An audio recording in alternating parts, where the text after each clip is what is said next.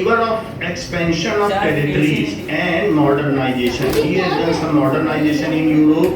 That is named on behalf of him. He proclaimed in a procession as a as a ruler of France. So उसने अपने आप को ruler घोषित कर दिया. अच्छा, अब कन्वेंशन भी चला गया डायरेक्ट क्लब नोबिलिटीज और किंग के खिलाफ बनाया गया क्लब था जिसके मेंबर ड्रेस इस तरीके की थी. सबसे पहले हमने आपको बताया कि 14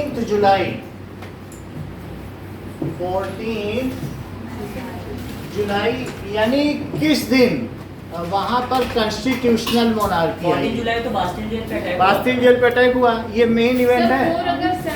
और सबसे पहले 1774 में क्या बना? वो राजा बना लुईस 16 में crowned as prince. 16 Crowned as prince of crown as Prince.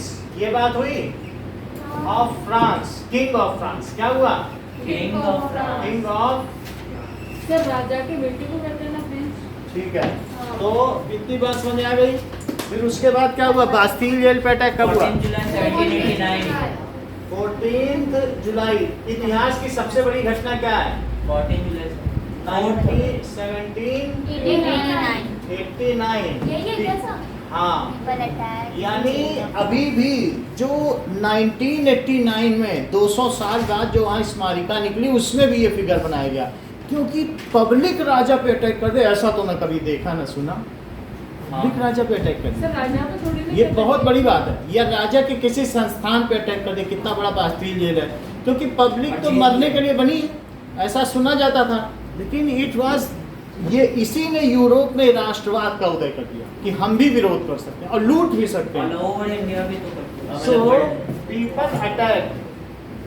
और ऐसा उस वजह से हुआ क्योंकि राशन महंगा हो रहा था, फेमाइन था, epidemic. So attack on Bastille jail हो गया. ठीक है. अच्छा, इसके बाद क्या हुआ? 4 अगस्त 1789 पे. इसके बाद जो 4 अगस्त है सर 5th मई होगा ना. इससे पहले तो 5th मई को उन्होंने नेशनल असेंबली रखी थी. नेशनल असेंबली रख ली, वो ठीक है. अब ये मुख्य घटना बता रहे. नेशनल वहाँ पर उसने 5th मई को असेंबली ऑफ स्टेट जनरल की बैठक बुलाई. तो उसमें क्या हुआ? बहुत कुछ हुआ. फिर उसके बाद क्या हुआ? 20 जून हुआ. 20 जून की क्या घटना है? नेशनल असेंबली का गठन हुआ है ना. नेशनल असेंबली का गठन हुआ. फिर 20 जून के बाद क्या हुआ? 20 जून के बाद फिर 14 जुलाई. इनके बीच की 2 घटनाएं हैं. कौन कौन सी घटनाएं हैं? 5th मई को और 20 और 20 जून. देखो 5th मई को 5th मई को क्या किया गया? Assembly of state general. नहीं सर नेशनल. ये बीच बीच में बोलता रहेगा. एक भी लाइन के लिए बोलने दो ना बीच में. So assembly of state general. Sir ये स्टेट तो लिखते हैं. State general. स्टेट का मतलब राज्य होता है. Was called. एंड 20 जून को क्या हुआ? they assembled on the tennis court. 20 June The third state with 1789 में क्या हुआ? 1789 and ABCs के साथ ठीक है. assembled in tennis court. which is held by Miracle. सही है. assembled in tennis court सही था. and founded. और क्या किया बताइए? Founded National Assembly. National assembly.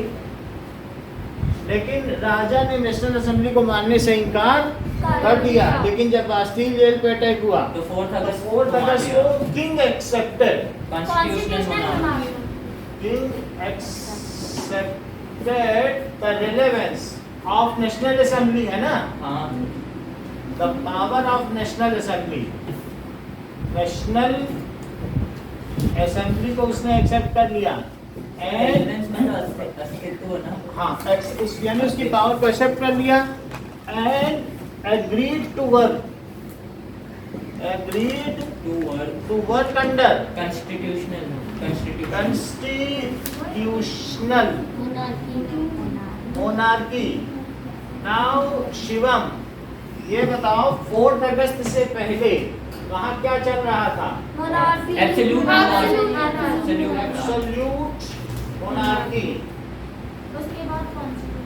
Monarchy और डिक्टेटरशिप में क्या अंतर है? मोनार्की में मतलब एक राजा रूल करता है और Same प्रजा उसकी है तो। सुनती जो है। dynasty Dictatorship में- डायनेस्टी में होता है, डिक्टेटर में जैसे एक- नेपोलियन एक डिक्टेटर था, सर जो इसी सेना तरीके के से। साथ कब्जा कर रहे हैं। और जैसे कोई भी एक आप में से उठ जाए सब पे डिक्टेटर करने लगे, या किम जोंग उन जो नॉर्थ कोरिया का है वो डिक्टेटर है, जबकि उसके पिता ऐसे नहीं थे। दोनों थे। उसने अपने काम को मतलब सारा डिक्टेटर ऐसा होता है जो राजवंश न चले, कोई भी एक आदमी निरंकुश शासन करने लगे तो उसको क्या कहते हैं? डिक्टेटर। और डायनेस्टी में चले तो मतलब सर, मोनार्की। राजा का बेटा वगैरह नाम हो उसके फैमिली से अलग हो। हाँ, अलग से कोई भी आदमी ऐसे बीच का, जैसे सेना का, जैसे हमारे ही बीच का, जैसे इंदिरा गांधी एक डिक्टेटर हो जाए, बीच का कोई एक डायनेस्टी ना चले। फिर पाकिस्तान में समझ आई? अब जरा देखो, तो इसके बाद क्या आ गई यहाँ से? Constitutional monarchy. Constitutional monarchy. अब जब ये मोनार्की आ गई, king was unhappy with constitutional monarchy. Austria के राजा ने बताया हमने बेटी तो तुमको दी थी राजा पे, राजा। और तुम उसके अधीन काम कर रहे हो। हाँ। और उसने फिर प्रूशिया से मदद ली। प्रूशिया प्रूशिया जर्मनी को जानते हो, उसके ऊपर है Negotiation. Germany. So king has secret negotiation with Prussia and Austria and demanded troop to have conspiracy against national National assembly and to restore absolute Power. monarchy. King Louis XVI has secret negotiations with Russian और King of Prussia and Austria. Devanshi video चल रहा है, हाँ, yes sir. ठीक है? And Austria to so that to abolish Constitution, constitutional monarchy, and to restore absolute monarchy, monarchy and to restore and restore absolute monarchy. absolute monarchy.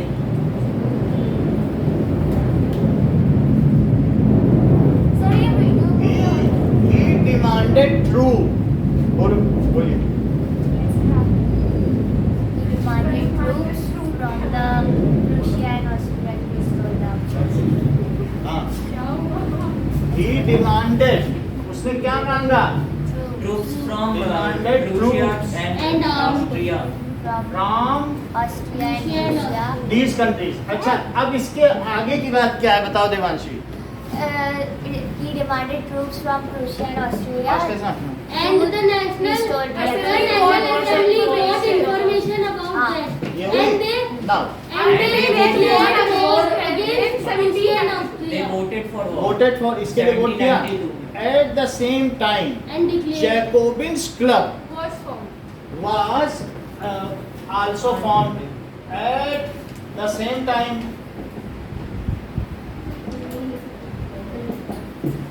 that is Jacobins Club was running within the Europe. Europe में सब लोग बोले तुम्हारा Bastille jail पे आक्रमण हो गया, हम भी अब ऐसा कुछ करें। जैकोबिन्स क्लब किसने बनाया? Saint Jacobin. Saint Jacobin. ठीक है, अब जरा देखो कितनी बात समझ आ गई कि he demanded truth from these countries.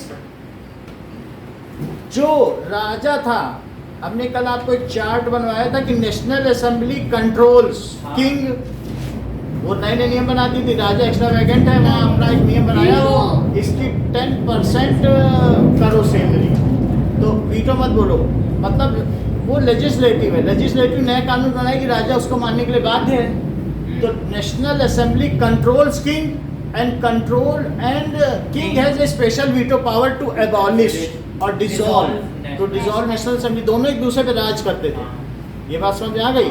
How ever king sir क्या वापस बता? किंग ने, जैसे ये नेशनल असेंबली है, नेशनल असेंबली लेजिस्लेटिव है, और वो क्या करती थी? नेशनल असेंबली सर रूल्स बना लॉ बना वो veto असेंबली किंग पे राज्य करती थी, control kings and their members king और मिनिस्टर्स पे राज्य करती थी। और king have power to veto और और ये डिसॉल्व नेशनल ये जुडिशरी थी, जो इंडिपेंडेंट थी। जिसमें एक्टिव जज थे। सिटीजन से चुनी जाती थी 4 अच्छा, ये किंग था, ये एग्जीक्यूटिव था वो लेजिस्लेटिव और ये लेजिस्लेटिव था। लेकिन ये नियम बना सकती थी, राजा को आधी सैलरी कर दो, तो ये कंट्रोल कर रही है कि नहीं? वीटो और कर सर जुडिशरी और ये वीटो की पावर क्या है? डिसॉल्व ये वीटो से चाहे तो इसको डिसॉल्व कर सकता था, भंग कर सकता था। और एक्टिव सिटीजन क्या करते थे? 28 लाख 28 लाख में से 4 लाख जो ज्यादा और टैक्स वो- पे करते हैं और सर वो और एक पैसिव सिटीजन थे पैसिव वही पैसिव सपोर्ट सिटीजन करते जो थे। महिलाएं और होती हैं इलेक्टर्स चुनते थे और 50,000 एक्टिव सिटीजन किसको चुनते इलेक्टर्स थे? 50,000 इलेक्टर्स किसको फिर वोट देते थे? 45 मेंबर्स को वोट देते थे। सर ये 745 इलेक्टर्स में से कोई एक होते थे अब वो चाहे जो हो, उनको वोट देते थे। इतनी नहीं बात सर समझ आ वो गई? ऐसे ही होगा ना 4 मिलियन, तो 4 मिलियन आउट ऑफ 28 मिलियन। और इसके बाद 30 कौन से थे? मिलियन पैसे सिटीजन पैसिव सिटीजन महिलाएं और चिल्ड्रन बिलो 25 इयर्स तो passive citizen that is 3 million थे हाँ जो वोट नहीं दे सकते थे। अच्छा, अब बताओ कंजर्वेटिव्स कौन थे और लिबरल्स कौन थे? सर मैं सर बताऊं के ये लोग कंजर्वेटिव थे ये ठीक बता। कंजर्वेटिव असेंबली वाले कंजर्वेटिव थे सर कंजर्वेटिव जिनको हल्का हल्का चीजें सडन चेंज नहीं कर सकते ये बात सही है। सर थर्ड स्टेट लिबरल्स थे और फर्स्ट टू स्टेट कंजर्वेटिव्स नहीं, सही बता रही हैं। जो थर्ड स्टेट के बिग बिजनेसमैन थे वो कंजर्वेटिव थे। तो नेशनल असेंबली में तो थे हाँ, नहीं उनको भी वैसे ही treat किया जाता था नहीं उनमें से कोई ये देखो। और ये जो आर्टिजन्स थे, फार्मर थे peasants artisan peasants farmer landless और होना लैंडलेस, तो ये सब कौन थे? Liberals less, because they were not getting their basic right landless labour. तो सर तो फिर वो कौन होते थे वो अरे सुन तो लो, radical- ये बताओ ये कौन है पहले?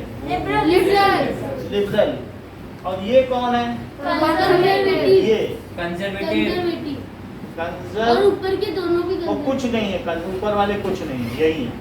ऊपर वाले लिबरल ऊपर वाले कुछ नहीं। ये क्या है? कंजर्वेटिव। कंजर्वेटिव चाहते थे, ये दोनों रिफॉर्म चाहते थे। कंजर्वेटिव चाहते थे राजा का तो शासन हो लेकिन धीरे धीरे परिवर्तन हो, और लिबरल चाहते थे कैसे लोग आ गए 2 साल में 18 बार डिसॉल्व हुए, ये कोई शासन व्यवस्था हटाओ। कंजर्वेटिव नेशनल असेंबली थी ना, बड़े बड़े अमीर लोग जो थे उसमें से जाते थे, और उन्होंने क्या किया, वो चापलूस बन गए थे। राजा से कहते थे भंग मत करो, हम नियम नहीं बनाएंगे। बोलो तुम क्या नियम चाहते हो वही बना दे, हमें भंग मत करो। बार बार चुन के आते हैं वो लोग, चुनने नहीं देते हैं, दूसरे को भेज देते हैं। हमारे लेटर भी नहीं है। बात समझ में आई बात की नहीं? तो जो कंजर्वेटिव थे वो टॉप बिजनेसमैन थे, वो भी चाहते थे ऊंची पावर का लाभ उठाना, तो वो नियम बनाते ही नहीं थे। दे वर सॉफ्ट और पब्लिक के लिए कुछ नहीं करते थे। तो जब नहीं करते थे तो उनमें एक असंतोष व्याप्त था और जैकोबिन्स क्लब की स्थापना हुई। और जैकोबिन्स क्लब ने चाहा कि नेशनल असेंबली हट जानी चाहिए, अब कन्वेंशन आना चाहिए, और राजा को तो होस्टेज कर लो। क्या चाहते थे ये लिबरल्स? राजा को बंधक बनाओ और रिपब्लिक आना चाहिए, कॉन्स्टिट्यूशन मोनार्की नहीं चाहिए। तो अब अगली बात क्या आई बताइए? ये सब कंट्रोलिंग समझ में आ गई। सो किंग क्या किया? Dissolve 18 times national assembly within 2 years of period. बोलो बात समझ में आ गई? 2 years से बनी है 2 साल किंग सर जुडिशरी को कौन चुनता था? डिसॉल्व लिखा है sir, active dissolve 18 times national assembly. Sir judiciary बता दो ना कौन थी? लिखा है, हर चीज लिखी है। अरे वोट दे दी थी कि सर, नहीं? नहीं सर, सबने किंग को एग्जीक्यूटिव देखा, नेशनल असेंबली को लेजिस्लेटिव। तो ये जुडिशरी है। जज होता है। जुडिशरी न्यायपालिका, कार्यपालिका, विधायिका। उसका नाम जुडिशरी। जुडिशरी तो बोलते हैं, यही तो 3 पिलर हैं। बोलो समझ नहीं बात? So king dissolve 18 time national assembly within assembly within 2 years 2 years 2 years. Now, National Assembly lost its authenticity. Now, National Assembly ने अपनी प्रासंगिकता खो दी थी। Now, क्योंकि वो तो बार बार हटाई जा रही थी ना, हाँ सर क्या खोटी? प्रासंगिकता, ऑथेंटिसिटी हैज लॉस्ट, उसकी वैल्यू खो दी थी। बोलो, जैसे बोलो, अरे ये तुम पढ़ते हो फुल मार्क्स, ये तो ऑथेंटिक नहीं, इसमें सब गलत लिखा रहता है। Authenticity lost its relevancy, authenticity ये खो दी थी। And it was also not working for the welfare of lower strata people, poor people के लिए काम ही नहीं कर रही थी, है ना। These were conservatives, they were not working, sir Sunday को इसका टेस्ट होगा। they were not working for, they were not working। क्या सेंटेंस था आगे का? They were deprived अरे of वो बताने दो ना, वो सच्चा? करके ये ठीक है। सर वापस तो क्वेश्चन तो बता दो। अरे इन्होंने ही तो बुलवाया है, बोलो क्या कर रहे थे? they were not working for Sunday, king क्या कर? किंग ठीक है, सर नेशनल असेंबली। कुछ भी बोल रहे हो। They were not working for the poor person of third state, lower state of people, आपने कहा poor person of third state, समझ आया कि नहीं? तो जैसे आप किसी को कहानी सुनाओ third तो वो state बोलेगा अच्छा वहाँ कानपुर में ये बहुत अच्छा होता है ना, इसका मतलब वो समझ ही नहीं पा रहा कि क्या हो रहा, मतलब जो डिरेल हो जाए ना तो उसे मालूम ही नहीं हो क्या रहा है, क्या पढ़ा जाए, वो संडे पे आ गया, फिर तो आप समझ जाना कि वो कहानी तुम बेकार सुना रहे हो, उसका कोई इंटरेस्ट नहीं है सुनने में, या वो समझ नहीं। जैसे आप किसी को कोई बात बताओ और इधर उधर की बात बीच बीच में एक एक बोल दे, इसका मतलब क्या होता है कि यानी वो समझ नहीं पा रहा, उस लेवल पे नहीं है जहाँ आप उसे ले जाना चाहते हो। समझ में आई बात कि नहीं? तो फॉर पुअर, इसलिए विद्वानों की सभा में शांत रहने से भी विद्वता जाहिर होती है। तो फॉर पुअर पर्सन ऑफ, वो नहीं करते थे, तो अब उनको क्या कहते थे? They want slow reforms and also want the rule of king, these are called conservative. अभी इनका हम डिफरेंस भी दिखाएंगे। They want small reform and want slow change। Slow reforms, slow reforms, और ये कौन थे? These were orthodox, रूढ़िवादी, हाँ, orthodox and ridicules, रेडिकुलस, ये ridiculous थे, ठीक है, and called conservative, सर कुछ रेडिकल्स कौन थे?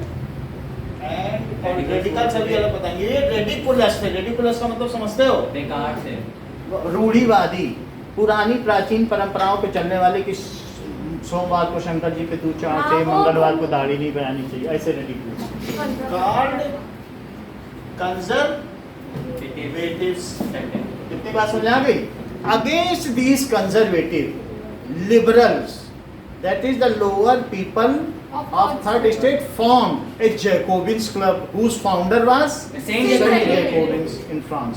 Against these conservative, सर मैंने ये बात नहीं लिखा कि हेड बन गया था ना वो मैक्सिमम प्रोफेसर। अभी रुक जाओ। Against these conservatives, ठीक है, poor people, कौन से poor people? Who were discontented, जिनमें असंतोष व्याप्त था, आर्टिसंस, ठीक है, poor people like artisans, farmers, landless farmers,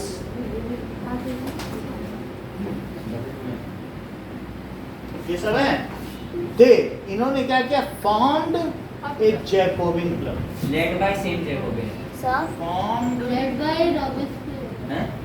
और सेंट जैकोबिन ने तो बनाया था, पर लीडर तो वो था ना।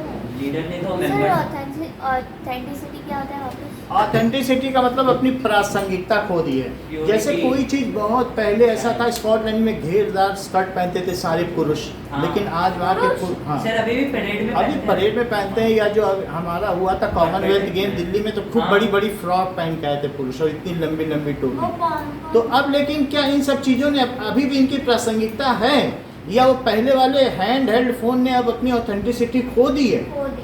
क्योंकि अब वो नहीं रह गया, वो किसी मतलब का रह गया। नहीं। या हुड वाले टेलीविजन जो इतना पीछे निकले रहते थे, क्या वो प्रासंगिक हैं कि अब पत्ले एलसीडी चलते हैं?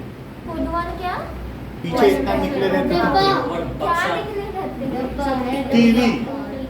कैसे? डब्बा वाले टीवी। डब्बा वाले अच्छा। Now, so it was formed by its founder was Saint Jacobin। founder was sir ये कोई इंसान था? हाँ संत था। सर उसका शक्ल दिखाओ। अच्छा देखिए अभी सब दिखाया जाएगा। सेंट जैकोबिन ने इसकी स्थापना की थी। नाउ देवर, ये कंजर्वेटिव पीपल क्या करते थे? They were against, liberals.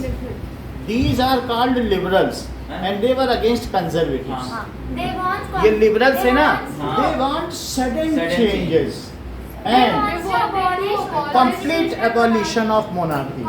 सर लेकिन लिबरल्स चाहते थे कि मैन सिर्फ प्रॉपर्टी वोट करें और इसको हम अभी दिखा देंगे। हाँ।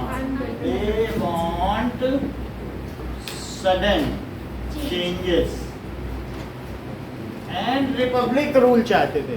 हाँ। रिपब्लिक वो मोनार्की नहीं Elected चाहते। representative as And rule of elected representative.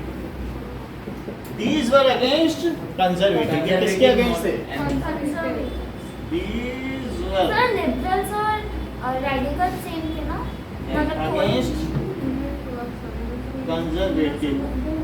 Radical में थोड़ा अलग टाइप का होता है। जो रेडिकल्स होते हैं ना, वो कम्प्लीटली चेंज चाहते वो थे। कम्प्लीटली चेंज है और उस चेंज के लिए किसी का सर भी काटने को तैयार है। Revolutionaries सर थे वो वो लोग। वुमेन्स को वोट नहीं करने देंगे। वो अभी हम देखेंगे। Liberals- रेडिकल अभी बीच में ऐसे सेंटेंस मत लाइए। रेडिकल अभी हम बताएंगे आपको, अभी इन्हीं दोनों के बीच चलता है। रेडिकल हाँ। आएगा तो बता देंगे। हाँ। चलो, तो अलग अलग कंट्री में अलग अलग ग्रुप है। फ्रांस में यही दोनों थे। फ्रांस के नहीं, अभी इन दोनों की बात समझो। तो ये रेडिकल कौन? अब उसी पे आप टंग जाइए। थोड़ा थोड़ा अंतर धीरे धीरे बढ़ोगे तभी तो पता चलेगा। दो चीजों का अंतर समझ में आ रहा है ना। अभी हम बढ़ते जा रहे हैं, वैसे वैसे बढ़ते जाओ। Against conservative. अब क्या हुआ? They found information that king has secret negotiations and it want to attack. वो अटैक करना चाहता है, तो इसलिए इन्होंने किस पे अटैक कर दी? गवर्नमेंट बिल्डिंग पर। नहीं सर वो तो प्रूशियन ऑस्ट्रिया के साथ रूशन ऑस्ट्रिया के साथ नेगोशिएशन था और नेशनल असेंबली क्या कर रही थी कि हम उनके अगेन आक्रमण करेंगे। इसने कहा इसी किंग को दबोचो, यही नहीं रहेगा तो ना आक्रमण होगा ना कुछ। यही तो कॉन्स्पिरेसी कर रहा है। जाओ पैलेस ऑफ ट्यूलरीज पे, वहां के गार्ड्स को मारो और किंग को पकड़ के सर वो तो बंद जैकोबिन क्लब ने किया था। लो ये जान गए। इन्होंने कहा उसी का लीडर मैक्सिमिलियन रॉबेस्पियर था, उसने अटैक किया। देखो बहुत बड़ी बात सर, है। सारे लोगों ने Representation किया of था। convection। जैकोबिन क्लब की बात चल रही है। इन्होंने बता दिया कि जैकोबिन क्लब ने यही किया। देखो और कोई नहीं बता पाया, यही बता सकते। उसी का समझ आई बात कि नहीं? कि जैकोबिन क्लब जो था, दे वर wearing stripped dress और उनको कोई नोटिस का low breeches, knee breeches, knee breeches। Red cap पहनते थे।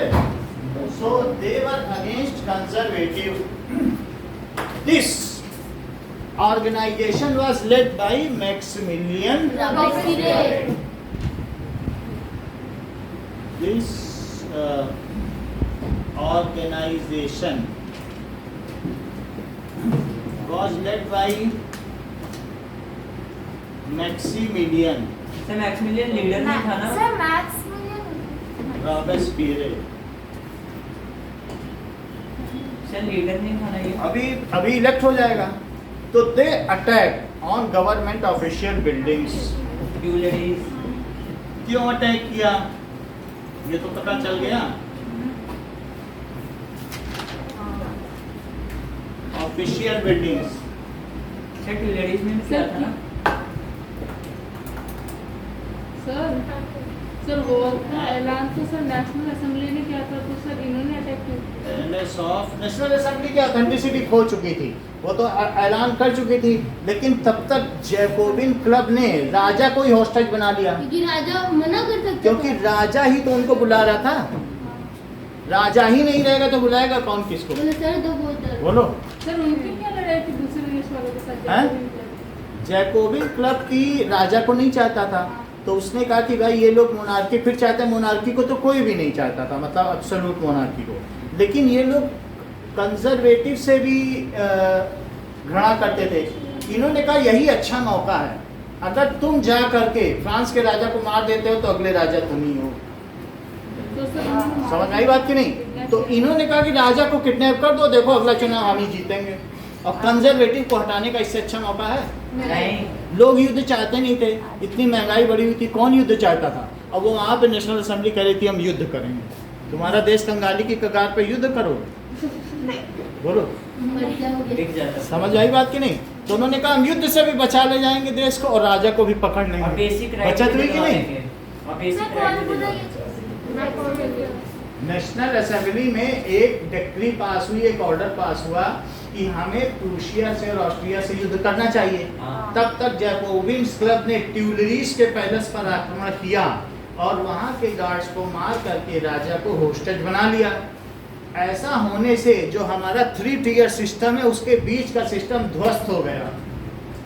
सर कौन सा जब किंग ही नहीं रहेगा तो 3 टियर सिस्टम चलती है कि नहीं, नहीं। किसी भी नेशन नहीं, में? नहीं। तो एक सिस्टम को उन्होंने खत्म कर दिया, तो नहीं तो चलेगा। अब री इलेक्शन नहीं होने हैं। अब फिर से री इलेक्शन हुए, अब Maximilian Robespierre full fledge power के साथ सत्ता में आ गया, और ये सितंबर 92 की घटना है, 21 सितंबर 1792 की सर एक घटना बात है। बताइए, जब इस जब ये आया तो इसने क्या अनाउंस कर दिया? Now it is the first Republic of France. First नहीं बोला, वो तो हमेशा के लिए बोला नाउ फ्रांस इज रिपब्लिक। हमें अब पता चल रहा है फर्स्ट है, उसके बाद फिर से कंजर्वेटिव आए, फिर से लिबरल्स आए, फिर से कंजर्वेटिव आए, ये खेल चलता सर रहा। एक ये जो खेल है ये अब हमारी किताब में, सर लेकिन ये पहला खेल हुआ। समझ में आया कि मैक्सिमिलियन रॉबेस्पियर क्या हुआ? जब राजा को उसने बंधक बना दिया तो रिप्रेजेंटेटिव खत्म हो गया, तो री इलेक्शन हुए, हाँ तो बंधक बन गया। जब री इलेक्शन हुए तो मैक्सिमिलियन रॉबेस्पियर अब वहाँ का हेड ऑफ फ्रांस बन गया, किंग नहीं बना। वो लोग तो किंग चाहते ही नहीं थे, वो तो लिबरल्स थे, और उसने फ्रांस को क्या कह दिया? रिपब्लिक। ये अनाउंस, इतनी बात समझ में आई? इसे लिखें। सर मैक्सिमिलियन जब बना तो नेशनल असेंबली था उसमें नेशनल असेंबली को उसने नाम हटा दिया, बोला अब ये कन्वेंशन कहलाएगा। बोला ये नाम ही इतना बदनाम है, नाम नहीं रखना। समझ में आई बात नहीं? तो इसलिए सर तो जब मैक्सिमिलियन रॉबेस्पियर को लोगों ने मारा तो फिर अगला राजा कौन बना? अभी आगे की बात मत करो। उसने पैलेस ऑफ ट्यूलरीज, ठीक है, बच्चे जहाँ बहुत उसके सिंपल हैं, और दादा आप का उनको अभी भ्रमित मत करो। अभी वो ट्यूलरी पे अटैक हो रहा है। कहाँ पे अटैक हो रहा है? ही मैसेकर्ड गार्ड्स, ठीक है। सर ही या फिर दे?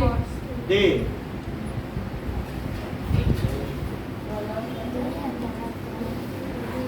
guards and made king hostage। इतनी बात हो गई। Now elections were held. इतना होने के बाद क्या हुआ तो बताइए? ये खाना थोड़ा सा और करो। और बंदे खत्म होता खत्म होता है।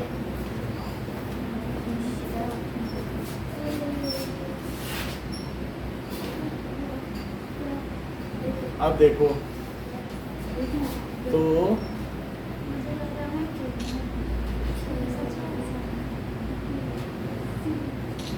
चलो, सो इतनी बात हो गई,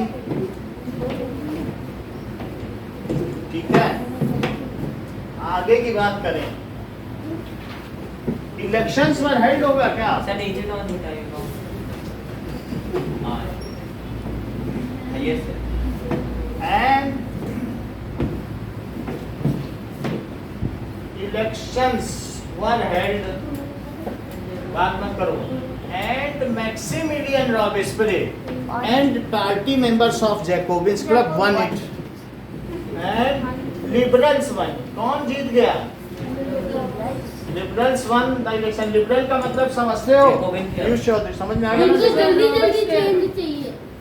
won the election and Maximilian Robespierre Declared as the head of the representative Leader of the- Maximilian leader of the Jacobin club and France.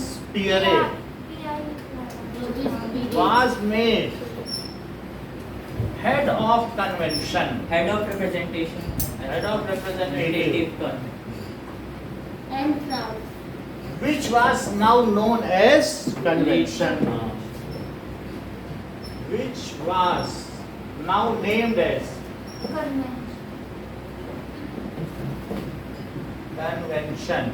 Earlier it was known as, sir अब फ्रांस में democracy आ गई. earlier it was, Republic आई. ये क्या है? अब Earlier it was National Assembly. हाँ sir. Assembly. Look the इतनी बात समझ आ गई? पार्शियल डेमोक्रेसी आ गई. फीमेल को तो अभी भी वोट देने का अधिकार नहीं था, है ना? फीमेल को तो नहीं था ना, पैसिव सिटीजन. नहीं अब आ गई है. नेपोलियन 10 के बाद से आ गई है, 1780 के बाद, मतलब 1880 के बाद. तो अब वो एकदम अच्छा नहीं सर. अब ठीक है, तो इधर से चलें, ठीक है? सर आपने तो बोला था कि पैसे पैसिव सिटीजन को नहीं अधिकार है. हाँ, वो अभी फीमेल क्या करेंगे उस पर भी एक क्वेश्चन है, कैसे वो अपना वोटिंग राइट लेंगे, उस पर क्वेश्चन. यहाँ तक बात समझ आ गई? मैक्सिमिलियन अब कन्वेंशन का बन गया. अब वो कब बना? ऐसा हमने कहीं लिखा है? नहीं. ठीक है. ठीक है. लास्ट मतलब he became head on 21st September 1792 and ruled up to, और कब तक रूल किया? 1794. 1793. 93 to 94 तो reign of terror. सही है. 1794 he tried Louis XVI And his wife. And later on his wife. हाँ, trial. सर ट्रायल मतलब गुलाटी कोर्ट मार्शल क्या वहाँ उसको बुलाएगा, उसकी पेशी हुई. क्या हुई? पेश किया गया. He tried in front of court. Court समझती है judiciary. In front of court and guillotined, found guilty And guillotined. and guillotined. Later on, his wife Mary Antoinette, Were also guillotined. his wife was guillotined. Wife was guillotined. A mass trial of clergy,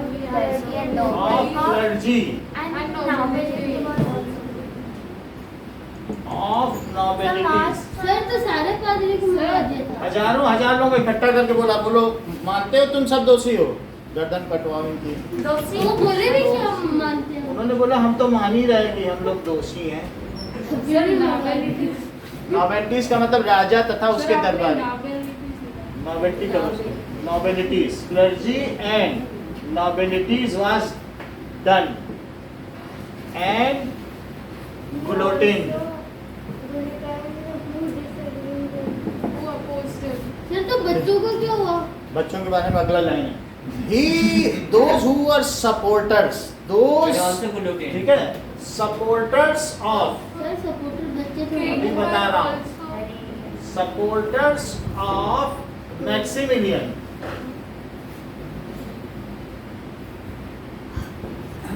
who opposed such heinous act, जो जिन्होंने इस heinous act, this act, इस घृणित कार्य का जिन्होंने विरोध किया, were guillotined, उन्हें भी गुलोटिन कर दिया गया था. 1791 में गुलोटिन का आविष्कार किया गया और 92 में उसका सबसे ज्यादा उपयोग हुआ. 93 to 94 ना. जिस एक वैज्ञानिक ने आविष्कार किया. वो डॉक्टर वैज्ञानिक गिलोटिन. मैक्सिमिलियन. So, जिसने इसका आविष्कार किया. Founder of. डॉक्टर का मतलब क्या होता है? इसमें बहुत खुशी मिलती है जब सर के ऊपर ही गिरता है तो उछल के फुटबॉल की तरह से. वैसे So, football. who opposed this act were और guillotined? सर नीचे वाली बॉडी का अंदर Jean-Paul Marat and Olympe de Gouges, those who were writer, philosopher and revolutionist who opposed His Highness Act were guillotined. कौन कौन लोग? सर वो बच्चे थोड़ी चीन ना गॉट मैरिड और अभी बता रहे हैं, जैसे इन्होंने बोला एंड ओलिम्पी ये कौन था? ये- अच्छा वो लड़की, रॉजेस, बच्चे का नाम था। बच्चे नहीं थे, बड़े बड़े राइटर, फिलोसफर एंड रिवोल्यूशनिस्ट थे। सर उसके 3 बच्चे थे, 3 नाम। राइटर, सर एक और नाम था ना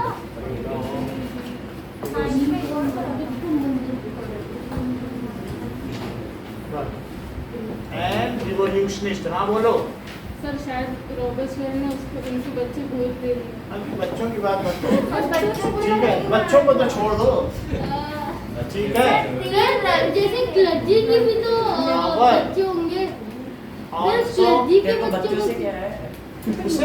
उसे किसी तरीके से क्लास को भंग करना है, डिस्टर्ब कैसे किया जाए, वो रेड हियरिंग कराना चाहते हैं। अब वो 15 मिनट से बच्चे बच्चे कर रहा है, ठीक है। अभी लिख दें क्या? अच्छा, बच्चों को मार दिया गया। सर ये जो लुइस 16 की तो डेथ हो गई, तो उनके बच्चों के भी हो गई होगी। नहीं बच्चे बच्चे पहले ही मर गए सब। और तो सर तीनों लड़कियां थे ना। 3 बच्चे थे, हाँ तो लुइस 17 कहाँ था? 2 को कॉलरा हो गया था, 1 को कोड़ हो गया। हाँ तो संभल, तो सब मर गए, तो लुइस लुइस 17 वो उनको कैंसर हो गया। अरे तो आए अब तो आगे बढ़ने दोगी।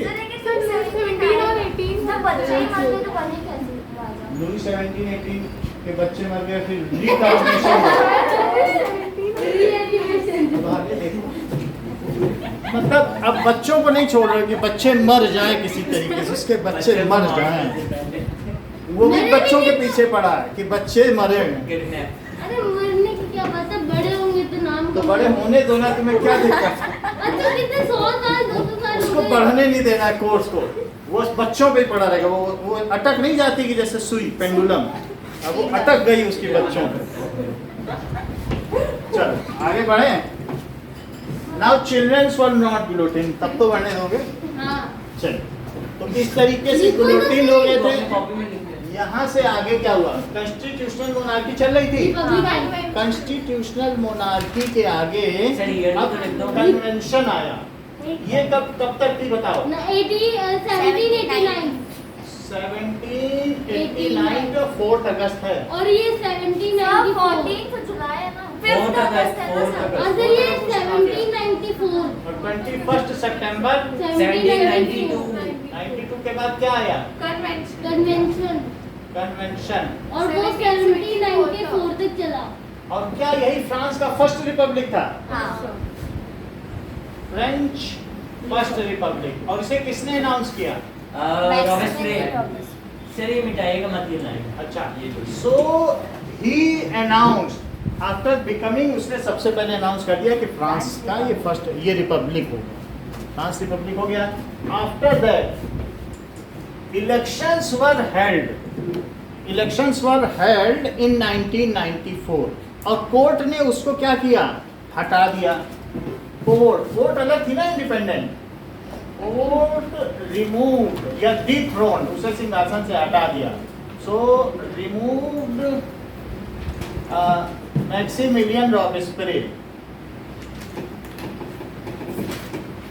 Greater Maximilian was delegated. ठीक है, Maximilian Robespierre from head of representative, अभी बना। हेड ऑफ रिप्रेजेंटेटिव, उसे हटा दिया गया। एंड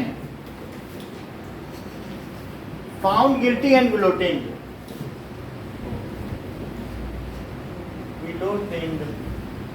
अच्छा, इस रेन, उसका जो रेन कैसा कहलाता है? Reign of terror. His rule is called reign of terror. Now it was felt. अब ऐसा महसूस किया जाने लगा कि एक व्यक्ति के हाथ में सत्ता होगी तो हमेशा निरंकुश होगी। Now the power was delegated to 5 members.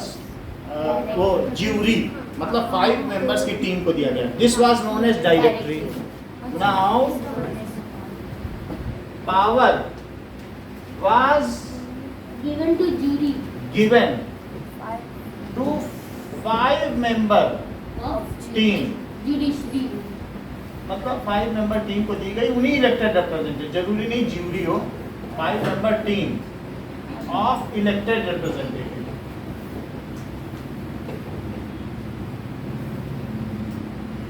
It was known as directory. It was, उसे क्या कहा गया? Directory. Known as directory. But they were oftenly disagreeing on different matters and have clashes. They oftenly आपस में झगड़ा करते थे। 5 लोगों का था क्या? हाँ, five. disagree on various matters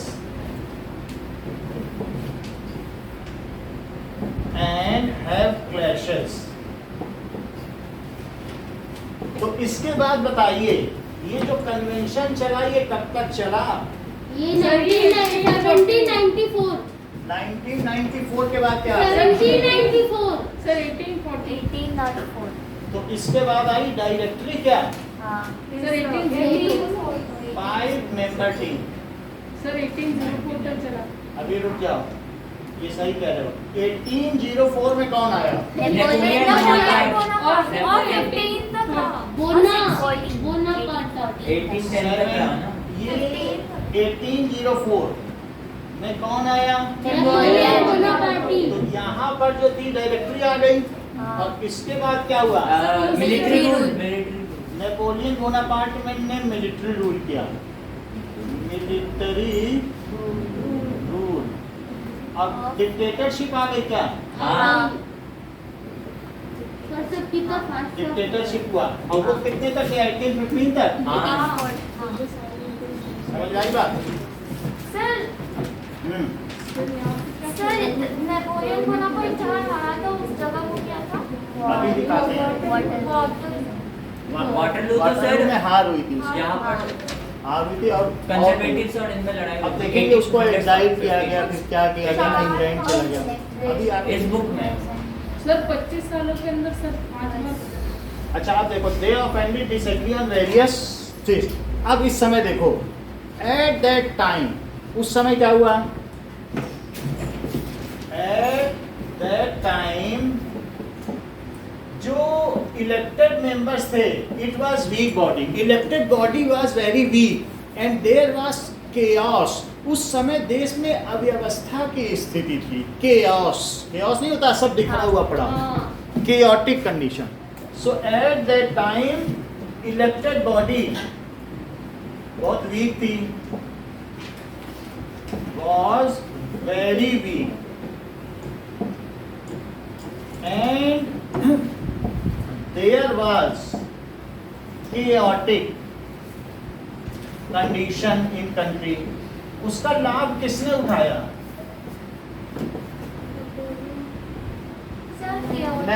chaos का मतलब अव्यवस्था। जैसे घर में आओ और तुम्हारे कुत्ते ने सब कुछ बिगाड़ के रख दिया, बोलो what a chaos is this. समझ में आया कि नहीं? तो केओटिक कंडीशन थी, तो अव्यवस्था की स्थिति थी। नेपोलियन बोनापार्ट जो मिलिट्री में था, उसने 17 साल की एज में जब गया था तो लोग रिवोल्यूशन कर रहे थे, उसने खुलेआम गोलियां चलवा दी थी। लोग बड़े ये बड़ा वीर है, तो गोली मरवा दी लोगों को। तो फिर धीरे धीरे वो लीडर ही बन गया, मिलिट्री का लीडर, टॉप पोस्ट पे, और कारपोरल था जब गोली चलाई। सो नेपोलियन बोनापार्ट, सर ये समझ में नहीं आया इसके ऊपर वाला। हाँ सर अरे सर केवल इस हो गया रूल था। Was called rain of terror के आगे जो वाला। नेपोलियन बोनापार्ट 2 था, इसके पहले भी एक नेपोलियन हुआ, हाँ। तो ये नेपोलियन बोनापार्ट 2 है। हाँ बोलो, रेन ऑफ टेरर का आ गया, जो मैक्सिमिलियन सर वो रोबेस्पियर। तो आ गया हाँ। सर, वो नाउ द सर वो डायरेक्टरी तक आ गया थे, ओपनली वो नहीं आया। वो अब वो जो नहीं आया वो वहाँ आएगा। सर हाँ देखो सर नेपोलियन बोनापार्ट तो डिक्टेटरशिप था ना? क्या? वो क्या बोलते हैं? डिक्टेटरशिप था ना? हाँ, तो सर फर्स्ट वाले का भी नाम नेपोलियन कैसे? नेपोलियन वो ऐसे ही था, वो मर गया, वो एक राजवंश चलाता है, तो नेपोलियन कुछ नहीं कर पाया। लेकिन तो सर उसका नाम भी नेपोलियन कैसे हो सकता है? वो तो होता है। जैसे तुम माही के आगे क्या लगाती हो, हैं? तो जैसे जैसे ये प्रत्यूष ओझा लगाते हैं, तो अब ओझा ओझा चलता आया। तो ऐसे ही नेपोलियन 1 था, नेपोलियन 2 था, और नेपोलियन 3 था, और नेपोलियन जो 10 था उसके समय में ये सही कह रहे हैं, थर्ड रिपब्लिक आई था। पढ़े लिखे लोग कैसे इसने जाना? 9th में पढ़ा था। क्योंकि कल से हमने 10 बार बता दिया, अब इन्होंने बताया कि नहीं। नेपोलियन 10 के समय में ही फाइनल है, तो नेपोलियन 10 तक हुए। जैसे लुई हुए ना सिर्फ 1, 2, 3, ऐसे नेपोलियन की भी एक डायनेस्टी थी। तो उसके पहले कोई नेपोलियन हुआ होगा।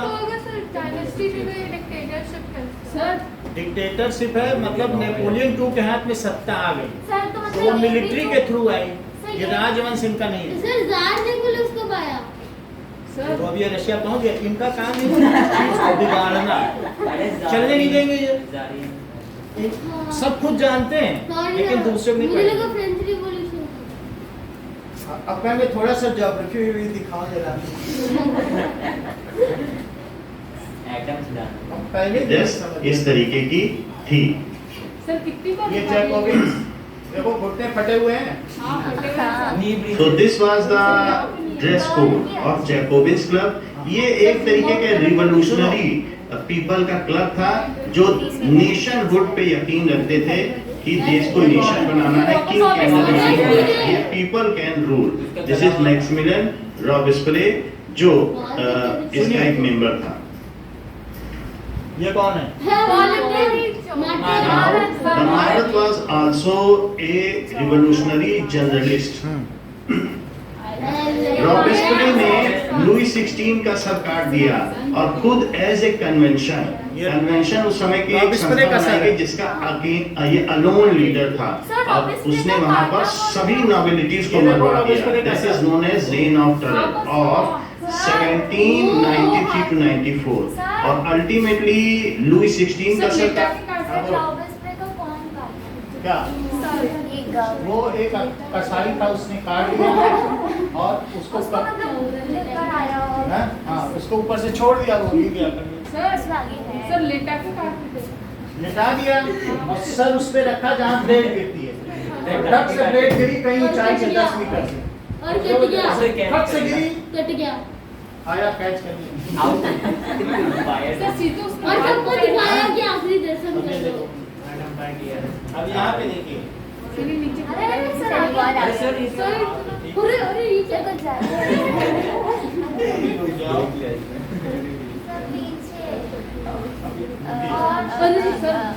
यहाँ पे हो ये भी जरा इसे रेन ऑफ टेरर सर इतना बहुत आगे हो गया। रुक जाइए। वर्सिटी इज मोर मैग्निफिसेंट के बाद आया अभी देखो मॉडर्नाइजेशन। इसका हाँ सर बहुत आगे चलो इसका। बास्टिल जेल पर अटैक की 19 में और उसके आगे सर 16 मिनट अब देखो this was the dress code of Jacobins club.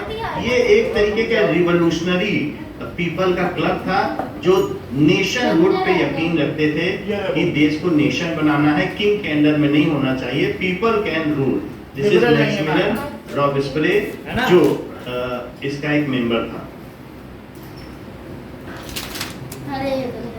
Now, the Marat was also Marat का a लिखाया मैंने ना। revolutionary journalist. रॉबेस्पियरे ने लुई 16 का सर काट दिया और खुद एज ए कन्वेंशन उस समय की एक संस्था बनाई गई जिसका ये अलोन लीडर था और रॉबेस्पियरे सर अभी अपना बोला उसने बोला नहीं। और खुद उसका सर कटवा दिया गया।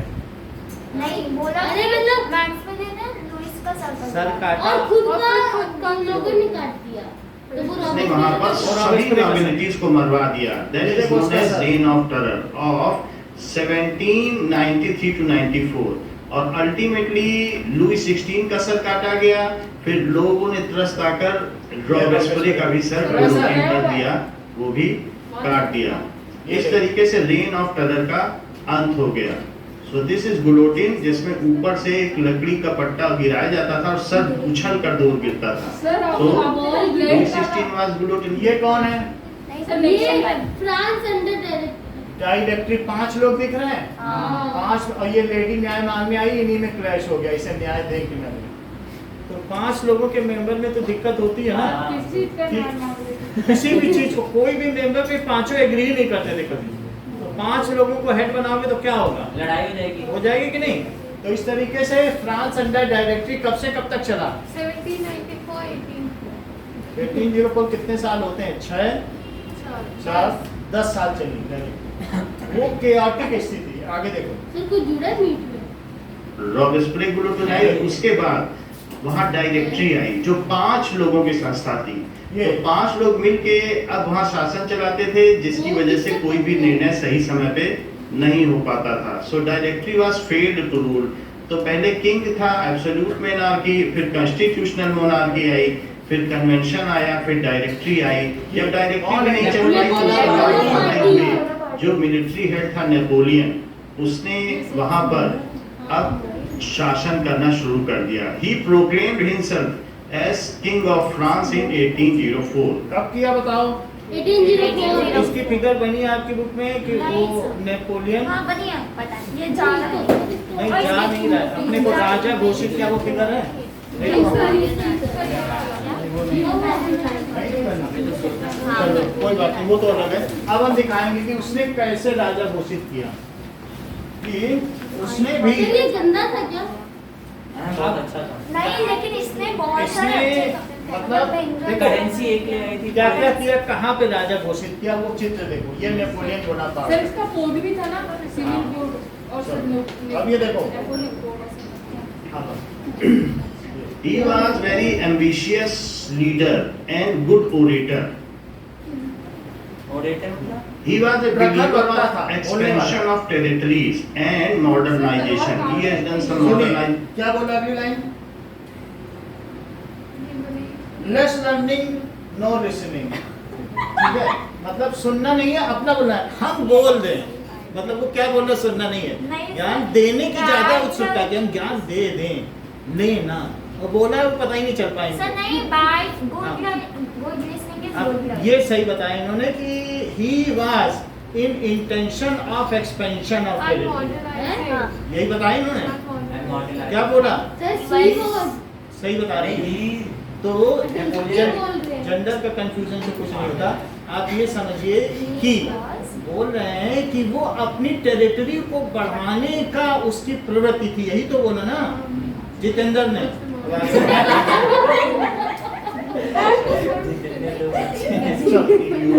That is named on behalf of him. He proclaimed ऐसे in a proclaim procession as a ruler of France. So ये उसने भी अपने आप को वर्सलीज ruler है, घोषित वर्सलीज कर में दिया। किया ये। कन्वेंशन भी चला गया, डायरेक्टरी भी चली गई, अब मिलिट्री का शासन हो गया। सो दिस नेपोलियन ने मिलिट्री पावर बढ़ानी शुरू कर दी और उसने लगभग उस यूरोप के 80% यूरोप, अभी देखना मैप दिखाएंगे, इजिप्ट तक कर लिया। ये सब जगह जीतता चला गया। राइन लैंड जीता, तो कौन कौन से आपके में वो चिट्ठियां लिखी हुई हैं Yes, sir. बुक में, कौन कौन से प्रदेश इसने जीत लिए। 80% यूरोप पे कब्जा कर लिया। जीता कैसे? जीता ये कैसे? तो ही वाज इन अपने एक्सपेंशन। इसने अपनी फौज का मिलिटराइजेशन किया और अपने आप को दिखाया कि आई एम मसीहा ऑफ योर्स, मैं तुम्हारा मसीहा हूँ, यानी मैं तुम लोगों को अच्छी जिंदगी दूंगा। जहाँ जहाँ जाता गया वहाँ पर इसने ऐसा अपने आप को प्रोजेक्ट किया और वहाँ पर उसने बहुत सारे रिफॉर्मेशन की एजुकेशन के फील्ड में। न्याय व्यवस्था में इसने जुडिशरी में 3 tier सिस्टम बनाया कि एक सुप्रीम कोर्ट, एक क्या होगा हाई कोर्ट और एक डिस्ट्रिक्ट State कोर्ट court। या जो लोअर कोर्ट होते हैं, ऐसा करके भी सिस्टम इसने बनाया। तो उसने बहुत सारे मॉडर्नाइजेशन के काम किए। इसका एक अलग से पैराग्राफ बनेगा। इसके अलावा इसने करेंसी, सब जगह जाने पर अलग अलग करेंसी और अलग अलग वो थे मेजरमेंट्स, हाँ। मीटर के, एलए जिसको कहते हैं। हाँ, तो उसको उसने सबको यूनिफॉर्म किया। नहीं तो अलग अलग जाने पे यूरोप में आप बहुत टीडियस था, कहीं पर भी हर जगह नाप करवाओ तो अलग अलग नाप तुम्हारे कपड़े की अरे सर ये है कॉटन। ये है ना सर। तो इस तरीके से नेपोलियन ने क्या किया, रिफॉर्म किया, measurement reform, unit measurement education system में किया, जुडिशरी में किया, ठीक है। लेकिन बाद में अब क्या दिखाया जाने लगा, एक आपके में पिक्चर बनी, किसने बनाई जरा देखो, इस राइटर का नाम पूछा जाता, ये वाली ऊपर। एमसीक्यू में हम्म, टेस्ट में तो प्रिंटर ने बनाई होगी। नहीं देखो नाम, काल हाँ, कार्ल कैस्पर की बनाई हुई पेंटिंग है जिसमें नेपोलियन का मजार बनाया जा रहा है। कार्ल कौन से पेज पे है? 7 पेज में कार्ल कैस्पर ने दिखाया है कि वहाँ वो नीचे किसानों को पीट रहा है। जरा देखो तो नीचे किसानों को पीट रहा है और बीच में दिखाया जा रहा है यहाँ नेपोलियन का राज्य, बीच में बैतूल की पत्तियां हैं। हम तुम्हारे यहाँ शांति कायम कर बैतूल नहीं जैतून, that is olive oil, olive ठीक है। अब जरा देखो तो ये इजिप्ट तक पहुंच गया, अफ्रीका तक, सीरिया जहाँ पर पिरामिड है वहां तक पहुंच गए। अब जरा देखो तो ही वाज इन इंटेंशन, जैसा कि गजेंद्र ने बताया कि he was in, ठीक है, in expansion of territory and modernisation तो उसने किया उसी नाम पर। हाँ मतलब कि मॉडर्नाइजेशन करेंगे तो कोई विरोध नहीं करेगा, इस तरह से जीतता चला गया। पिरामिड्स तो जो पहले लोग थे इजिप्ट में, गीज़ास के पिरामिड है, गीज़ा कोई राजा था तो उसके पिरामिड्स बनाए हुए, उसके ममीज बनाई हुई, उनको सुरक्षित रखने के लिए पिरामिड्स हैं। उसमें एक एक पत्थर इतने बड़े बड़े हैं जितना ही बड़ा, और उसको ऐसे पत्थर को ऐसे करके ले जाते हैं। एक पत्थर इतना बड़ा, अभी भी इतने बड़े पत्थर को उठाने की कोई सुविधा नहीं, से वो इतना बड़ा ऐसा कोई क्रेन ही नहीं बनी और एक पत्थर वहाँ इतना बड़ा। जब जाके देखो तो लोग सोचते हैं कि कैसे बनाए, फिर कुछ लोग कहते हैं। और उस पिरामिड के अंदर स्पेसशिप के भी फिगर बने हुए हैं कि उस समय जरूर कोई स्पेसशिप आया होगा। ये जो हमारी ह्यूमन सभ्यता है ना, इसका 5 बार एक्सकेवेशन हो चुका है, मतलब जन्मी है और अंत हो गई है और फिर से शुरू हुआ छिपकली से डायनासोर, फिर से ह्यूमन बने और फिर अंत हुआ, 5 बार हुआ। तो इस तरीके से जो माया सभ्यता है या पहली सभ्यता है ना, उनमें आप देखोगे तो वो स्पेसशिप के, मून के या अलग अलग चीजों के वो निशान मिलते हैं। तो जो सभ्यताएं जैसे नहीं होती कि जमीन में आप ये कहते हो कि हड़प्पा सभ्यता खत्म हो गई, सिंधु घाटी सिविलाइजेशन खत्म हो गया, ऐसा नहीं, सिंधु रिवर तो इंडस सिविलाइजेशन, ऐसे कई सभ्यताएं जन्मी और समाप्त हो गई। फिर से तो अब जरा हम लोग देखें उस राजा की कितनी सारी मम्मियाँ थी। मम्मी ये पहली मम्मी। अब देखो इजिप्ट में वो इजिप्ट पहुंच गया कि नहीं? अब इजिप्ट आ गया, ये तुम्हारे भी अलग से क्लास कब्जा कर दिया, अंत में वो इजिप्ट तक पहुंच गया। And this is the photo that how he, अच्छा देखो इसका appreciate the territory of so this is the region which is in green color. It is Russian Empire के अलावा captured सब इसी by का, Napoleon. ऑस्ट्रिया तक ले लिया, इटली ले लिया, Most of the region of Spain Europe was Russian. Other than Russian Empire, it was all captured. Napoleon defeated. यानी अगर आप देखोगे तो इसने कितनी टेरिटरी ले ली है, Countered the step. देख रहे हो नीचे स्पेन बना हुआ है, देखो स्पेन ले लिया, फ्रांस ले लिया और वहाँ भी ग्रीन है क्या, रूसिया, ग्रीन और ग्रीन है सर। देख लो थोड़ा ऊपर करना, ये देखो इटली ऊपर किधर है? जर्मनी, ये देखिए हाँ रूसिया लिखा है, जर्मनी। अभी हम इसकी भी देखेंगे कि कैसे इसको ये जो हम लोग क्या पढ़ रहे हैं चैप्टर द नेशनलिज्म ना, तो यहाँ राष्ट्रवाद पर कैसे उदय हुआ, रूसिया ही जर्मनी बनेगा, ये इन सबको मिला के 39 कंट्रीज को मिला के बन जाएगा। अच्छा इटली को भी इन सबको इसने जीत लिया, स्पेन को जीत लिया, ऊपर स्वीडन नॉर्वे को जीत लिया, ऑस्ट्रिया हंगरी को जीत लिया। देख लो ये ऑस्ट्रियन एम्पायर है, हैब्सबर्ग एम्पायर, इसको जीत लिया, रूसिया को जीत लिया, पर्शिया को जीत लिया, स्पेन को जीत लिया, ऑटोमन और रशिया को जीत लिया। लाइट ग्रीन और ग्रीन ऑटोमन में भी थोड़ा बहुत मिस्र तक पहुंच पाए, इतनी समझ में ये सब लाइट ग्रीन क्यों है? मतलब है कि किस किस सन में कब कब जीता, तो एक है तब जीता तो तब जीता तो तब जीता, ऊपर ईयर समझ आए नहीं, जिससे हम ये पता चले क्रोनोलॉजिकल ऑर्डर, समसामयिक समय के आधार पर पता चले कब कब जीता। किसका जीता? ये देखो 80% यूरोप। अभी नहीं अगर आपको यकीन है तो सुनवा देते यार हैं। मम्मियाँ तो सोने की बनी होती है। अभी देखो देखना तो ये So this is the region which is in green color. It is captured by Napoleon. अलग ईयर दिया, Most of the region of Europe ये भी was different color Russian. में ये भी Other सब than cheese Russian Empire, it was all captured by Napoleon. And Napoleon. modernization was 1810 also done. But on the other side, heavy taxes were levied on common people. This is how Napoleon. सारा reason जीतने के बाद Waterloo में इसकी पराजय हुई। 1815 में। Sir ये रशिया के बीच में बहुत ज़्यादा रशिया में जब साइबेरियन रीजन है वहाँ -50 डिग्री सेल्सियस है और इन लोगों ये अभ्यस्त नहीं है, वहाँ पे -50 में कौन लड़ता है। और वहाँ के जो लोकल लोग हैं क्या वो अभ्यस्त हैं, इन्होंने उनको बुरी तरीके से पराजित किया। ये तो ऐसा ही ठंडी में मारे गए। सो वाटरलू में इसकी पराजित हुई और रशियंस ने इसको फ्रांस में पेरिस तक आके खदेड़ दिया। चाहते तो जीत लेते पेरिस, फ्रांस की राजधानी पेरिस है। तो वह रशियन ने भगाते भगाते कहाँ ले आए इसको, पेरिस में। आओ किसको? नेपोलियन को, भाग रहा था।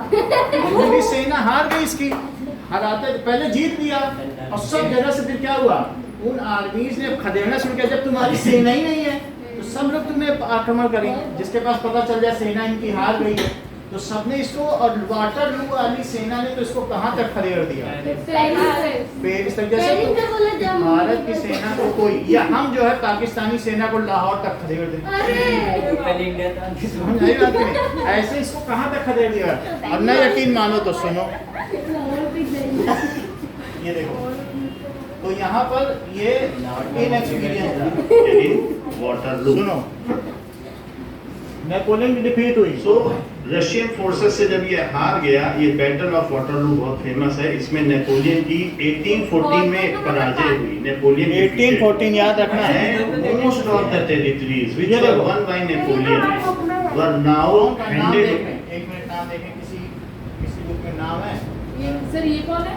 सर ये हमारे नेपोलियन। बुक में है। ये दिखाया जा रहा है कि एक पोस्टमैन है जिसकी सारी चिट्ठियां उड़ गई हैं। राइनलैंड उड़ गया, इसके पीछे जर्मनी उड़ गया, प्रूशिया उड़ गया, स्पेन उड़ गया, इटली उड़ गया। जो जो चिट्ठी इसने कैप्चर की थी, इसकी सारी चिट्ठियां वापस आते आते तक उड़ गई। दिखाया कि नहीं? सर हिटलर के साथ भी सेम चीज हुई थी। हिटलर की बात आगे करेंगे 9th में, अभी रुक जाओ, अभी अरे, क्लास नहीं सर, इसमें है चैप्टर सेकंड। हिटलर कहाँ है? हिटलर का है। हैं? और यार फिर से नहीं, चलो, अरे सेकंड चैप्टर। नहीं यार इसलिए नहीं पढ़ा। आपको नहीं जाएंगे, आप इधर देखिए। दी नेशनलिज्म सर मूवमेंट। 1815 में क्या हुआ? 1814 में हार गया। अब फिर जब अब देखो क्या हुआ, फिर इसको हटाया जाएगा ना शासन से।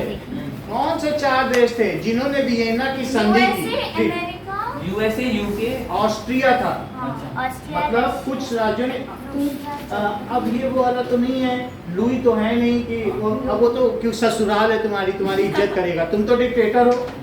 लुई जीत लेता तो जीत भी लेता कि ठीक है मेरा दामाद आके जीत ले गया, लेकिन तुम तो नेपोलियन हो। तो उसने, और तुमने क्या इंग्लैंड को जीता? इंग्लैंड आया बैठा, इटली आया बैठा, प्रूशिया आया। चारों ने बोला इसको कर्व करो, इसका शासन छोटे से छोटा करो, चारों तरफ अलग अलग कंट्री बनाओ और इतना इसके ऊपर वार रिपेरेशन डालो कि मतलब तुमने जहां जहां तोप मारी, ठीक है, तो मतलब हमने तुमसे लड़ाई की तो हमारी गोलियों का भी तुम खर्चा दो, हमारे यहाँ जो तुमने निशाना लगाया उसका भी खर्चा। क्या? जैसे मान लो अभी रशिया है, तो रशिया किस पे आक्रमण कर रहा है? यूक्रेन। तो यूक्रेन भी युद्ध कर रहा है। तो यूक्रेन हर गोली का हिसाब लेगा उससे। यूएन में जब बैठेगा कहेगा यूक्रेन ने अपने में इतनी गोलियां चलाई, तुम्हारे ऊपर उन गोलियों का पैसा। अब तुमने यानी अगर तुम ना उससे लड़ते तो उसे उसकी गोली बची रह जाती, तो उसने अपनी गोलियां क्यों चलाई? क्योंकि तुमने चलाने को मजबूर किया। समझ आया कि नहीं? उसने आपको प्रतिकार के रूप में आपने लड़ने को उसको वो किया, एजिटेट किया, तब उसने चलाई। उसके तोप का पैसा दो, 2 लाख की मिसाइल यूक्रेन ने चलाई, रशिया से बोलेगा दो, और तुम्हारे ऊपर चलाई है। मिसाइल का भी पैसा दो, तुमने जो उसका सामान खराब किया उसका भी पैसा डबल है। इसीलिए तो हिटलर पैदा हुआ। जर्मनी पे भी यही सब किया गया। अच्छा तो उसी तो जर्मनी पे यूक्रेन इतना में दिया गया था कि सब मिसाइल का पैसा दो, ये तो बोला तुम्हें 90 साल तक देना है। हिटलर मना कर दिया। हिटलर ने कहा ये अपमानित किया गया जर्मनी को, अब मैं दुनिया को मजा हिटलर दूंगा। पैदा करूंगा। हिटलर ने इसीलिए तो किया। वार रिपेरेशन बहुत बड़े होते हैं, दिया नहीं जा सकता। अब जरा देखो नेपोलियन का क्या हुआ। 2 allied forces जो फ्रांस, ब्रिटेन, रशिया एंड ये कौन है? प्रूशिया की थी। प्रूशिया देखो अरे इसमें कौन कौन से 4 कंट्री बताए गए? Prussia, Austria. चलो सब लिखो। तो chaotic concept। अब नेपोलियन बोनापार्ट 2, थोड़ी बात अब तो समझ में आ गई। एक लाइन नहीं समझ में आ रही थी आपको कि डायरेक्टिव क्या थी। डायरेक्टली समझ में आई? अब आगे सर अब ये नेपोलियन जब 2 आया तो उसको बच्चा था। फिर बच्चे पे आ गए तुम, बच्चा ही नहीं छोड़ रहे तुम। सो अब ये देखिए, नेपोलियन बोनापार्ट 2 वो क्या था?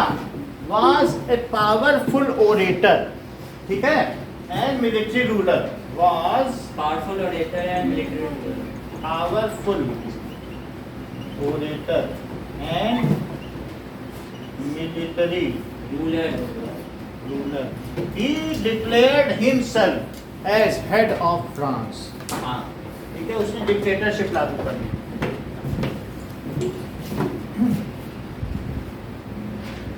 सर ये ऐसे कम कर दो ना। अच्छा, सर ओरेटर मतलब प्रखर वक्ता, वर्बोस। प्रखर सर वक्ता। So he declared himself as head of France. Sir एक बात बोलनी है सर, जब सब लोग ठीक है, रशिया पे हमला कर रहे थे तो उनको तो ये बात पता थी कि उसके पास वीटर, तो वो बोले ही क्यों कि हम हमला कर रहे हैं? उनको तो पहले ही सोच लेना चाहिए था। इसलिए क्योंकि उसने abolish कर दी थी directory. So he abolished the directory, abolish कर दी, और proclaimed himself as dictator of France. Sir किसकी बात कर रहे हो ये पॉलिटिक्स? नेपोलियन ने, अच्छा। नेपोलियन 2 ने। And सर वो तो बस फ्रांस का किया था ना पॉलिश। हाँ, तो became, हाँ तो सर बाकी देशों में कैसे? अभी सब इसी की बात कर रहे हैं। And became dictator of France, ठीक है। He has an intention of expansion of territories and modernization. He has intentions for expansion of his of territories. territories and modernization. हाँ, सर कम कर दो ना इसे। अच्छा, हाँ वही बता।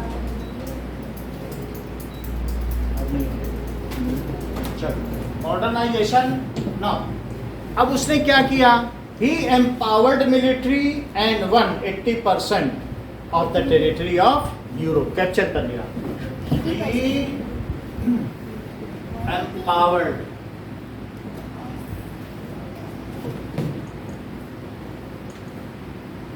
एंड कल से 5:15 पे आप लोगों की क्लास होगी, ओके सर। 5:15 से 7:15। हाँ एम्पावर्ड मिलिट्री एंड सर बस कल ही होगी ना, कल के बाद। Captured 80% of Europe. उसने 80% यूरोप पे कब्जा कर लिया। हाँ, चलिए अब जरा सर देखें, डायरेक्टरी में ओ पे तो आता होगा। तो लगाइए। सर, आज शाम को होगा। डायरेक्टरी तो लगाया तो है। शाम को नहीं होगा। सर वहाँ पर नहीं लगाया सर आज शाम को तो मत रखिए प्लीज। वही से हॉलीडे हैं? सर आज शाम को तो नहीं होगा। ये सर प्लीज मत रखिए सर, प्लीज। 2 बार लेके 40 साल के लेकर। हाँ सर प्लीज मत लिखिए सर। शिवम की बात मानी जाती है।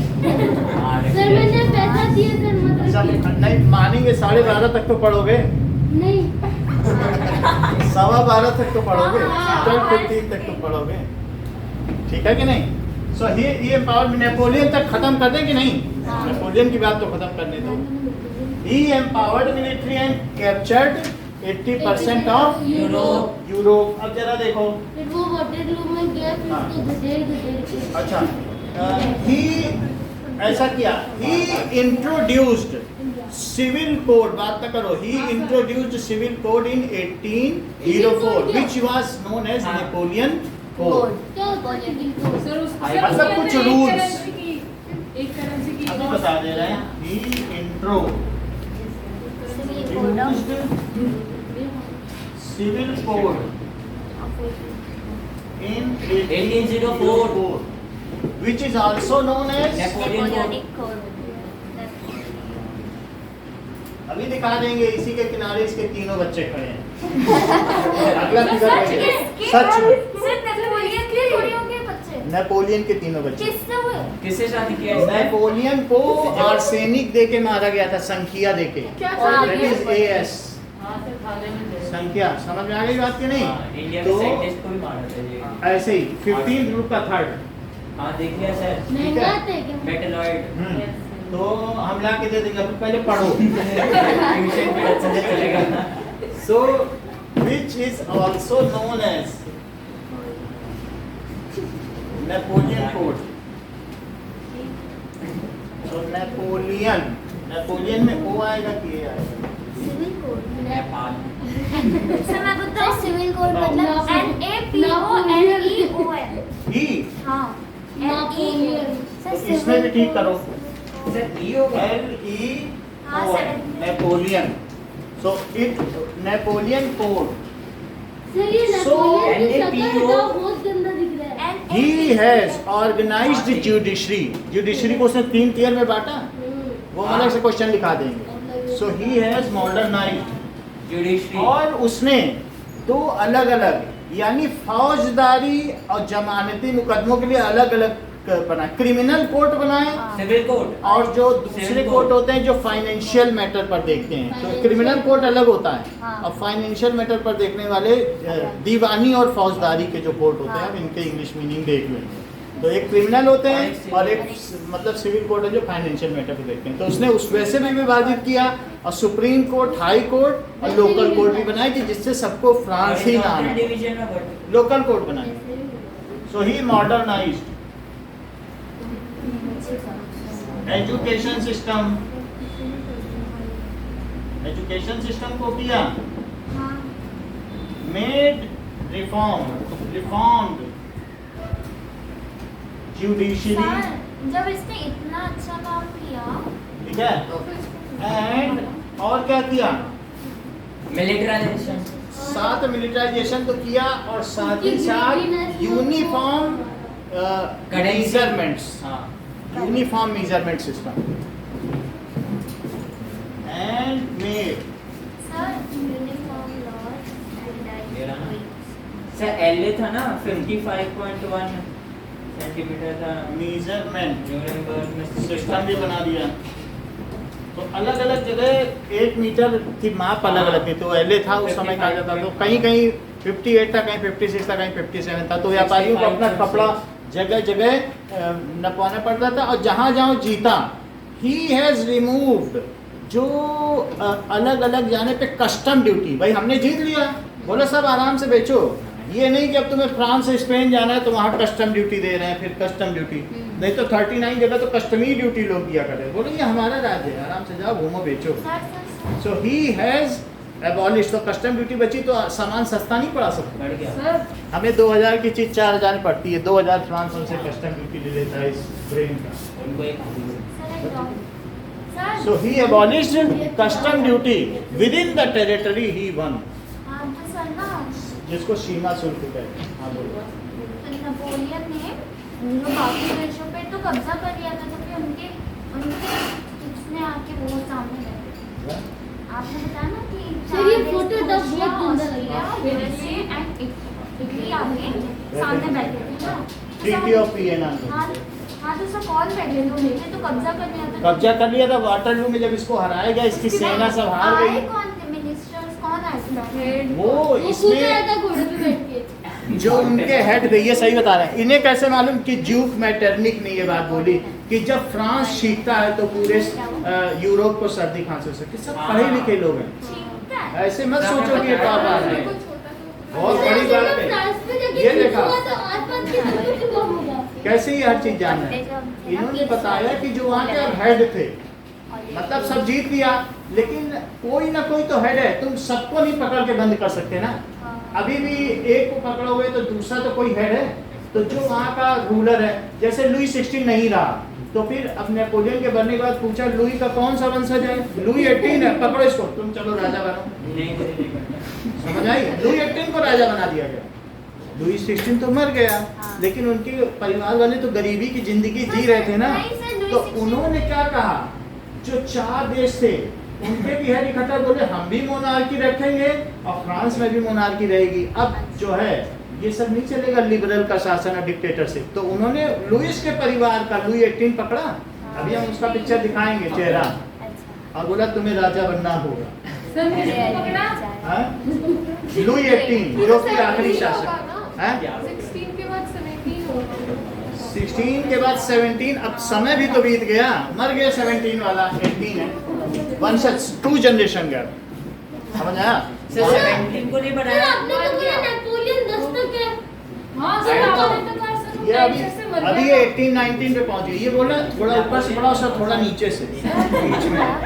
इनकी स्थिति यही है, कहने पहले नेपोलियन 10 पढ़ाओ सर, फिर थोड़ा ऊपर से नेपोलियन 5 तक पहुंचे। ये खेल करना चाहते हैं भाई, बहुत बड़े। सर आपने कहा कि सर जो नेपोलियन और 16 के सर जो बेटे थे सर उनको कैंसर से मर गए, तो सर उन्होंने ये अलग है। सुनोगे तो समझ में आएगा। कैंसर so made uniform civil system, और उनके जो बच्चे थे उनकी कोरोना से मौत हुई। और अभी फिलहाल 2 दिन ठीक है, रिफॉर्म तुम हमारे साथ खेल करोगे, हम सर तुम्हारे लुई साथ। 16 का रियल नेम क्या था? मत करें। अब इतनी बात समझ में आ गई। सर रियल नेम क्या था? सर नेपोलियन किस दिन मरा था? आगे आगे लिखे तो कुछ समझ में आए। अरे अच्छा, सर ये तो लिखिए, नेपोलियन लिखिए। पे आ गया, अब हमें लुइस का बता दो ना। अभी लिखने दो। वो किस दिन मरा? सर चलो नेपोलियन कुछ और। किस दिन मरा था? सर तड़कता भड़कता दिखाओ, मजा आ जाए भाई देखो। इसने और सर फोटोज हाँ, तो बताओ ना। देखोगी तो समझ में आएगा इसके। तेरी फोटो हटाओ। सर इसके बच्चे दिखाओ पहले। चले आगे। हाँ, सर किसका मुंह है? जितना बोलोगे, आप क्या सोचते हो कि 8 घंटा बोलने में मेहनत नहीं लगती है? अब हर बार हम आपकी बात काटें फिर बोलें। अब हम एनर्जी सेवियर बनना चाहते हैं, बचाना चाहते हैं। ये मैनेजमेंट नहीं समझ रहे हैं कि यहाँ 8 घंटे खड़े होने बोला मजाक नहीं है। सुबह 4 घंटे पढ़ाओ, 4 घंटे शाम को पढ़ाओ, बीच बीच में बोलना है इनको। कितने टीचर की आवाज चली है, समझ आए ना? ऐसे ही बच्चों की वजह से जाती है, पढ़ाने ही नहीं दे रहे हैं। ऐसे ही आपको खड़ा कर दिया जाए, बेटा 4 घंटे यहाँ खड़े हो जाओ, खड़े हो जाओ, फिर ये चीजें समझ में क्या लिखा जा रहा है, ये क्या है, इसके सर पे बैतूल की पत्तियां हैं। आजकल जर्मनी कहा जाता है। अंत में नेपोलियन को देश निकाला दे दिया गया। ये देखो। Napoleon was exiled and it leaded to देखो व्हेन, आगे की बात क्या करें कि now Napoleon was defeated in Waterloo, हो गया।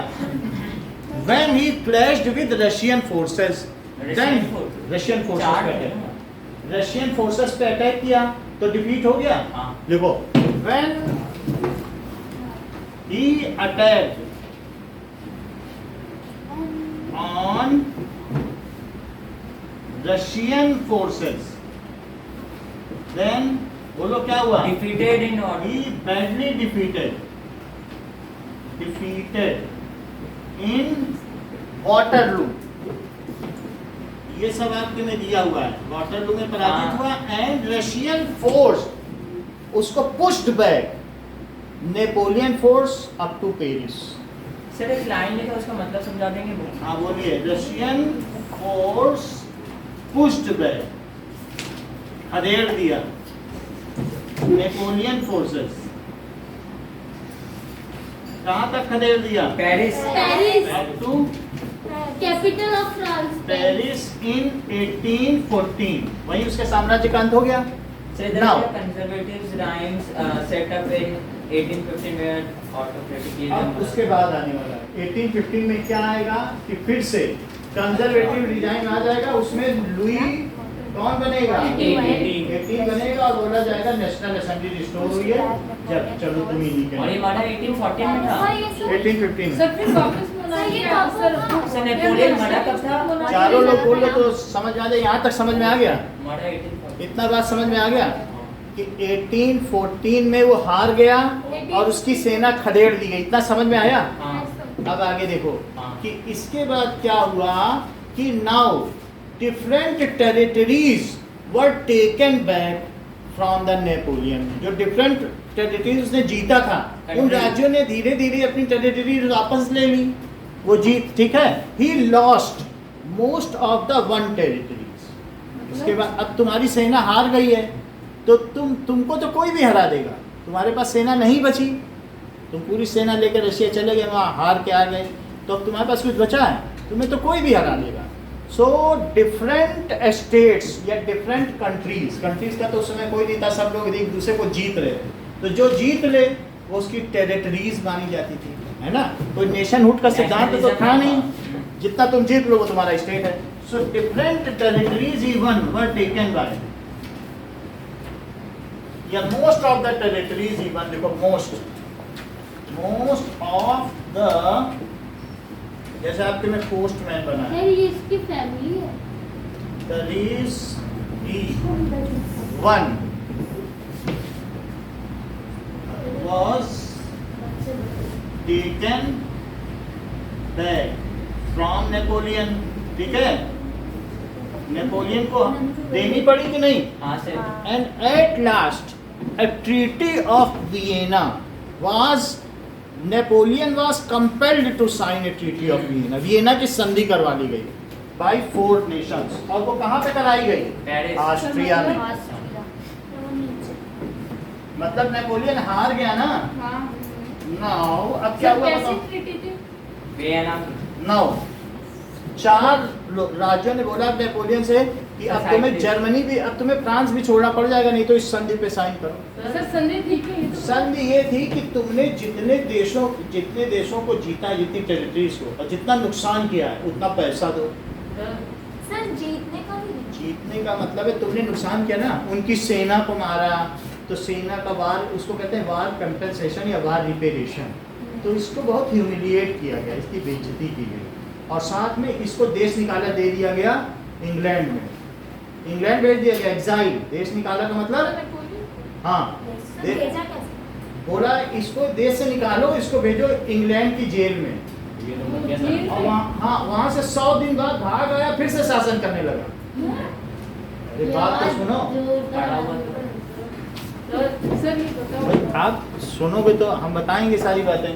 सो ही वाज टेकन, सारी चीजें हो गई। अब इसके बाद, हाँ, सर वो उधर नेपोलियन बोल से उधर नेपोलियन की स्टडी गलत नेपोलियन की क्या लिखे बताओ? तो नीचे लगे ऊपर नेपोलियन होता तो बुक में देख के बताओ तो ठीक करें। NAPOLE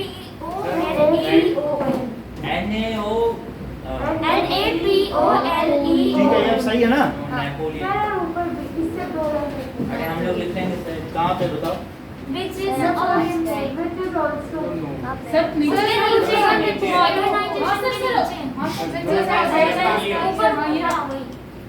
ये ठीक है ना? आई है बिंदु हटाओ। वो यही है। ये आई नहीं, चलो सही है। नाउ अब क्या हुआ? Napoleon was compelled to sign treaty of Vienna.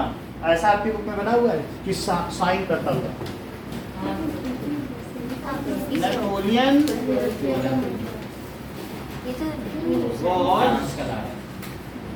compelled to sign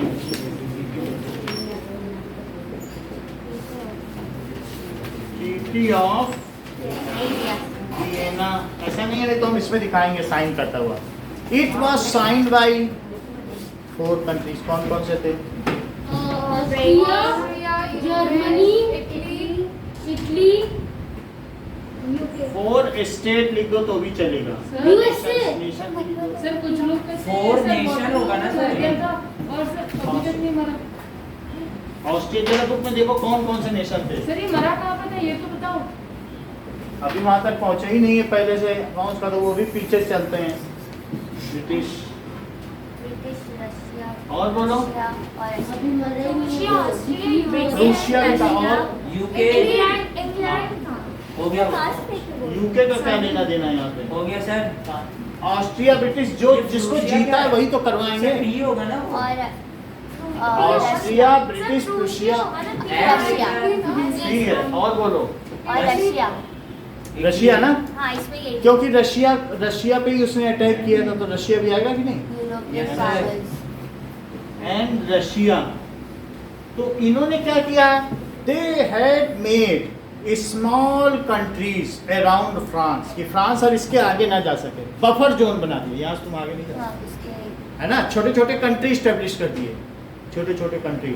और साथ में they had this meeting was presided bye Duke Metternich, जो कि वहाँ का फॉरेन मिनिस्टर था ऑस्ट्रिया, चांसलर था ना, चांसलर वहाँ की हेड होते हैं। बहुत हेड है। So this meeting was signed by, this treaty was signed in Austria, this treaty was